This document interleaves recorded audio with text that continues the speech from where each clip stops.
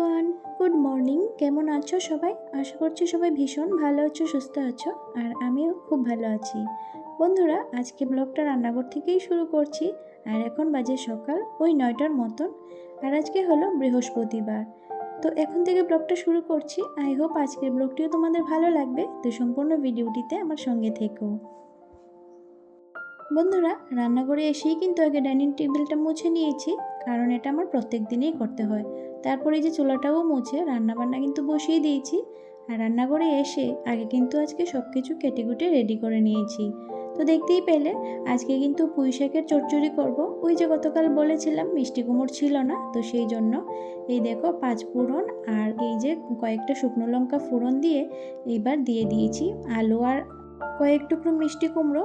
আর কয়েক টুকরোই দিয়েছি কেন বলো তো, ওই যে পুঁই শাকটা না অল্প একটু, আর আমার না পুঁই শাক খেতে ভালো লাগে না, ওই অল্প একটু হলেই চলে যাবে। আর আমার হাজবেন্ডেরও কিন্তু বেশি একটা ভালো লাগে না, তো এই বেলাটা চলেই যাবে, যেতটুকুই হবে।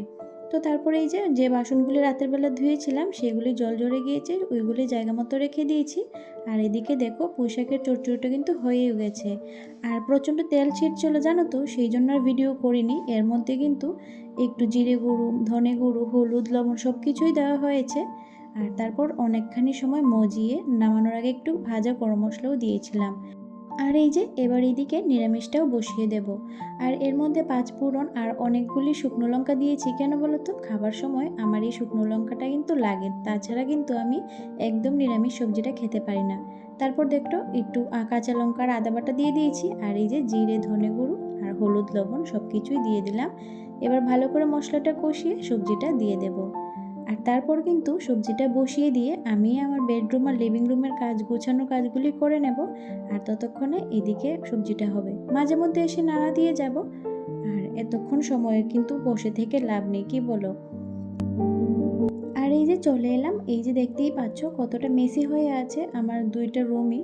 তো ঝটপট করে এই সব কিছু গুছিয়ে নেব। তো সেটাই তোমাদের সঙ্গে আজকে শেয়ার করব, রান্না বসিয়ে কিভাবে প্রায় সময় আমি এই কাজগুলি করে থাকি। আজকে তো দেখতেই পেলে রান্নাবান্নায় কিন্তু কাটাকুটিটা একদম বেশি ছিল, মানে সব কিছু সবজি কাটতে কিন্তু অনেক সময় লাগে, ঝামেলাটা বেশি হয় সবজি রান্নার দিন। তো সেই জন্য আজকে রান্নাঘরে সকাল সকাল চলে গিয়েছি আর বসে বসে সবজিগুলি কেটে কুটে রেডি করলাম। তো এই করে আর কোনো কাজে হাত দেওয়া হয়নি।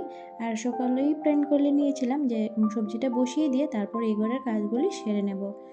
আর এই যে বেড কভারটা উঠিয়ে ভালো করে ঝেড়ে আবার সুন্দর করে পেতে দিচ্ছি। ভালো ভালো লাগছিল, সেটা যতই ঝাড়া হোক না কেন এভাবে তুলে যদি একটু ঝাড়া দেওয়া যায় তাহলে কিন্তু দেখবে মানে পুরোপুরি একদম ক্লিন হয়ে যায়, মানে ওই ধুলাবালিগুলি মানে সব কিছু পড়ে যায় আর কি। আর আজকে কাচবো না কেন বলো তো, আকাশের অবস্থা না বেশি একটা ভালো না, ওই মেঘলা মেঘলা হয়ে আছে, কখন বৃষ্টি নামে। আর প্রচণ্ড বাতাসও চলছিল বাইরে, তো সেই জন্য আজকে আর মানে কাচবো না। আর উঠিয়ে রাখলেও কি হবে, আমার মনে হয় না যে এই 2-3 দিন রোদ আর উঠবে এইদিকে। তো যাই হোক, এই যে বেড কভারটা সুন্দর করে পেতে দিচ্ছি। আর জানো তো, ওই যে গতকাল আমার ছেলের আন্টি ওকে পড়ায়নি ষষ্ঠীর জন্য, তো ওই পড়াটা না আজকে পড়াবে, ফোন করে বলল। তো ওকেও সুন্দর করে আবার 12টার আগে খাইয়ে দাইয়ে রেডি করে দিতে হবে।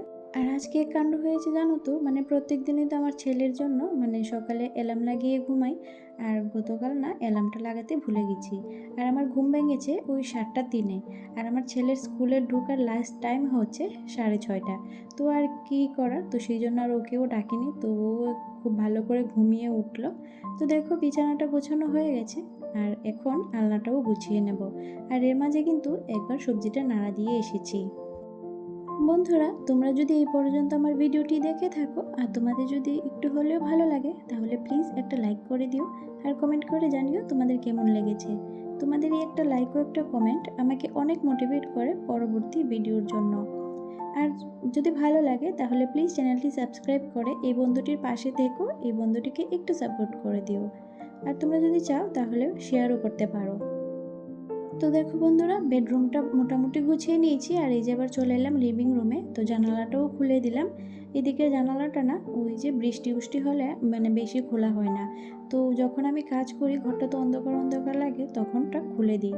তো তারপর দেখো সুপার কাভারগুলি না একটু সুন্দর করে আবার টান টান করে পেতে দিয়েছি। আর এখন বাকি কাজগুলি করে নেব। আমার লাস্ট ব্লগে একজন দিদিভাই কমেন্ট করেছে যে খুব সুন্দর লাগলো, আর সুপার কাভারগুলি চেঞ্জ করে দিতে, সুপার কাভারগুলির জন্য একটু মেসি লাগছে। আসলে কি দিদিভাই বলো তো, মানে আমার সোফাগুলি না একদম নষ্ট হয়ে গেছে। এগুলি আমার বিয়ের সোফা তো, আর তখন না কাভার বানানো হয়নি। আর এই যে ছেলে হলো, তারপর মানে জানোই তো ঘরে একটা বাচ্চা থাকলে কী পরিমাণ সোফার উপর দিয়ে ধকলটা যায়, তো সেটা না নষ্ট হয়ে গেছে। তো সেই জন্য আর এখন কাভারটা বানাচ্ছি না, যতদিন এভাবে চলে এভাবেই চালিয়ে নিচ্ছি। তো সেই জন্য কী করি, ওই যে বেড কাভার থাকে সেগুলি দিয়েই সুন্দর করে ঢেকে রাখি। তো থ্যাংক ইউ সো মাচ দিদিভাই, তুমি কমেন্ট করে তুমি তোমার দিকটা বলেছো, আমার কিন্তু খুব ভালো লেগেছে। মানে এটাই তো, তোমরা ভিডিও দেখবে, যেটা ভালো লাগবে না সেটা কিন্তু আমাকে কমেন্ট করে জানাবে। তো আসলে কি বলো তো দিদিভাই, সব কিছু তো আর একসঙ্গে করে নেওয়া সম্ভব নয়, আস্তে ধীরে ঘরে সব কিছুই করব। আর আমার বাচ্চাটা তো আরও ছোটো, আর একটু বড় হোক, তারপর না সোফাটা চেঞ্জ করব। তো সেই জন্য না এখন আর খাবারটা বানাচ্ছি না। আমার লাস্ট ব্লগে আরেকজন দিদিভাই কমেন্ট করেছে, আওয়াজটা এত অল্প, শুনতে অসুবিধা হয়। আসলে সরি গো দিদিভাই, অ্যাকচুয়ালি না আমিও বুঝতে পারিনি মানে আওয়াজটা এত কম হয়ে যাবে। যখন আমিও ব্লগটা দেখছিলাম তখন গিয়ে বুঝতে পারলাম যে আওয়াজটা এত কম হয়েছে। আসলে কি বলো তো, আমি তো রাতের বেলা ভয়েস দিই আর সব কিছু বন্ধ থাকে, আর আমি যখন ভয়েসটা দিই না তখন আমার মনে হয় যে ভয়েসটা ঠিক আছে, কিন্তু যখন পোস্ট করি তারপর যখন আমিও দেখি তখন কিন্তু ভয়েসটা কম, মানে দেখছিলাম যে কম হয়েছে। তো এই জিনিসটা আমি খেয়াল রাখবো। Thank you so much comment করার জন্য। তো দেখো বন্ধুরা, তোমাদের সাথে কথা বলতে বলতে ঘরের ডাস্টিংয়ের কাজগুলি কিন্তু করে নিয়েছি, আর এই যে এবার ঘরটাও ঝাড়ু দিয়ে নিচ্ছি। আর ওইদিকে কিন্তু মাঝে মধ্যে রান্নাঘরে গিয়ে সবজিটাও নাড়া দিয়ে আসছি। তো তারপর না ঘরটা মুছে নেব। আমার লাস্ট ব্লগে যে আরও দিদি ভাই বোনরা কমেন্ট করেছে, চলো তাদের নাম নেওয়া যাক। লাস্ট ব্লগে কমেন্ট করেছে, সবচেয়ে প্রথম কমেন্ট করেছে আজমিরা বেগম, তারপর কমেন্ট করেছে সোনালী সাহা, গৃহিণীর টুকিটাকি, Soumi Banerjee Deb, Debjani Chakraborty, Aindrila Chakraborty, Falguni real blog, Suma Ganguly. Thank you so much সব দিদিভাইদের কমেন্ট করার জন্য। তোমাদের কমেন্টগুলি এত সুন্দর সুন্দর, তোমাদের কমেন্টগুলি পড়তে না আমার ভীষণ ভালো লাগে। আর জানো তো, তোমাদের এই কমেন্টগুলি আমাকে অনেক মোটিভেট করে পরবর্তী ভিডিওর জন্য। তো থ্যাংক ইউ সো মাচ, তোমরা সবাই এইভাবেই আমার পাশে থেকো, আমাকে একটু সাপোর্ট করো। তোমাদের ভালোবাসা ও সাপোর্ট আমার ভীষণ ভীষণ প্রয়োজন। আর হ্যাঁ বন্ধুরা, তোমরা কে কোথায় থেকে আমার ভিডিওটি দেখছো আর তোমাদের কেমন লাগে সেটাও কিন্তু কমেন্ট করে জানিও। তো বন্ধুরা দেখো, তারপর কিন্তু ঘরটা ঝাড়ু দিয়ে এই যে গতকালের কিছু কাপড় ছিল সেগুলি না একটু গুছিয়ে রেখে দিচ্ছি। আর কি বলো তো, ওই বিকালবেলা কাপড়গুলি এনে না মানে সব কাজ ছেড়ে আর কাপড়গুলি গোছানো হয়নি। আর গতকাল বিকালবেলা না বাড়িতেও ছিলাম না, ওই একটু মেজদিদের বাড়িতে গিয়েছিলাম। তো দেখো এখন সবগুলি সুন্দর করে গুছিয়ে রেখে দিচ্ছি, আর আমার ছেলের সব কিছু একটার মধ্যে রেখে জায়গা মতো রেখে দিলাম। তো তারপর দেখো আবার এই যে চলে এলাম রান্নাঘরে, আর এই যে মাঝে মধ্যে এসে তরকারিটা নাড়া দিয়েছিলাম। আর দেখো একদম কিন্তু সবজিটা রেডি হয়ে গেছে, আর এই যে এবার নামিয়ে নেব। আর একদম কিন্তু জল দিইনি, সবজি থেকে যে জলটা উঠেছে সেটাতেই সেদ্ধ হয়েছে, আর একদম মাখা মাখা হয়েছে।